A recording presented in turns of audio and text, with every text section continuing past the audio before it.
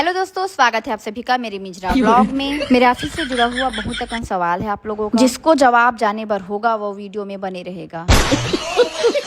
छोटा लड़का दिन भर पदों के अभी सूता और बड़ा लड़का दिन भर सौरभ जोशी का ब्लॉग देखा। लड़का भी सूता है तो जल्दी से रांध पो लेती हूँ। मेरे बूता के बेरा डिस्टर्ब भी किया इसलिए एक मुटका मारा।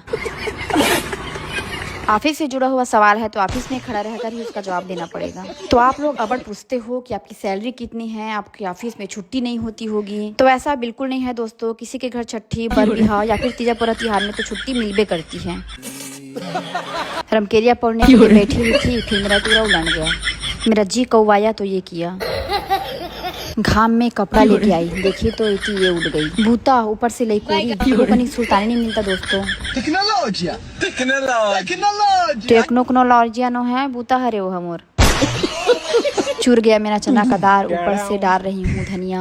अब इसे खो के बिंझार रही हूँ। साग भी डबक के चुर गया तो डाल दिया धनिया। लइका सामान खेला, महतारी जम्मू सामान को सकेला। खिलौना गरू लागा तो मुड़ में बोई के लेगा। अब लइका खाएगा खाना।